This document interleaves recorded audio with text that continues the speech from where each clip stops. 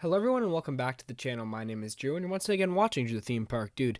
Today's video I give my most anticipated attractions coming to Universal's Epic Universe at Universal Orlando Resort. Now, off to the video. First up, we have Donkey Kong's Minecart Madness located inside of Super Nintendo World.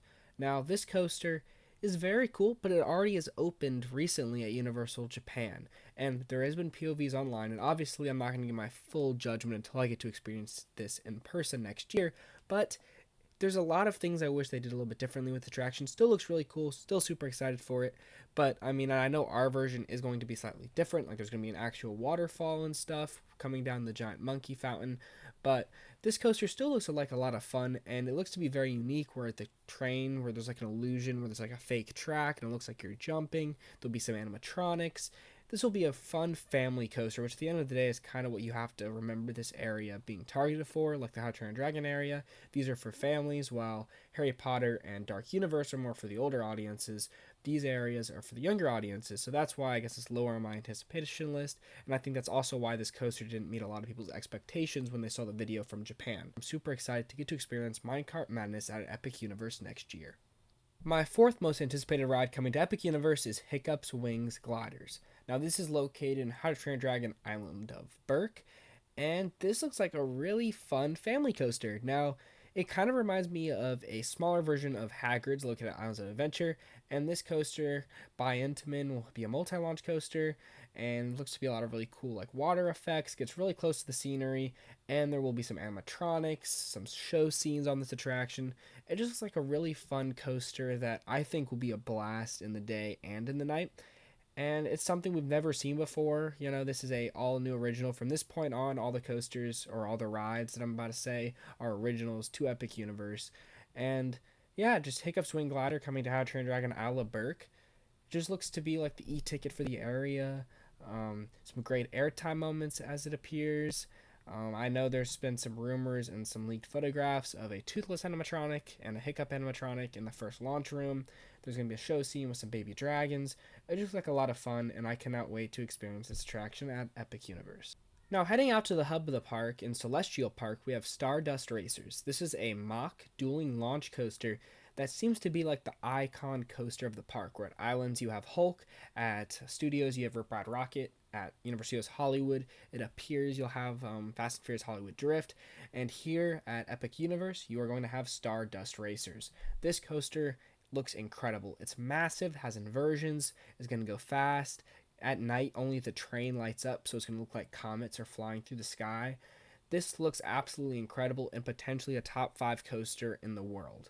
I'm super excited to get to experience this coaster next year at Epic Universe, but it just looks like a lot of fun. I do think it's going to have some crazy long waits. Being in the hub is going to be like the one ride that's outside of the land, so when the lands reach capacity, which is probably going to happen, this will be like one of the big rides that's kind of always open, so I think this will generate a very long queue most of the day. But with 2 trains running, or I guess 2 tracks, capacity I guess will be doubled, so that's a good thing. But I'm just super excited, and there is a rumor the flux capacitor will be incorporated some way into this ride's like story or on like the train, which if you don't know is the thing that makes the DeLorean go back in time and Back to the Future, just as like an Easter egg. So I think that'd be a really cool nod as well. But overall, this coaster will give excellent views of the park, and it looks to be like a really amazing coaster at Epic Universe. Now, at number 2, we have Harry Potter and the Battle for the Ministry. This is the largest attraction at Epic Universe. The dark ride is going to be absolutely massive, and this alone will make the price of admission worth it for Epic Universe, in just my opinion. This dark ride, will be huge. It's going to take you through the Ministry, in the concept art and real life images that have been shown. Just the queue alone looks to be like its own attraction. We are going through the Ministry of Magic, which if you've seen the movies or read the books, you know how incredible in scale, and just to be able to experience that in person, like how you can experience Hogsmeade and Diagon Alley, to just add the Ministry of Magic, this will be probably the best themed land at Epic Universe. And the only reason this isn't my most anticipated is because what is my most anticipated is really one of my most favorite IPs, and unfortunately Harry Potter I just never got too big into, but theme park Harry Potter I'm very big into, and I know all the stuff about the lands and rides. But this attraction is confirmed to feature animatronics. We have seen a quick like little video clip of a Death Eater animatronic, and it looks really amazing. But you will join Harry Potter, Hermione, Ron, and the gang on this attraction as they are going to the trial of Dolores Umbridge. So that's going to be really cool. It takes place after the events of Deathly Hallows Part 2, so that will also be pretty cool. And it's exciting to see, I guess, how they're going to bring these characters to life. This will use a lot of new technology because the ride vehicle is like a combination of Tower of Terror and Spider-Man.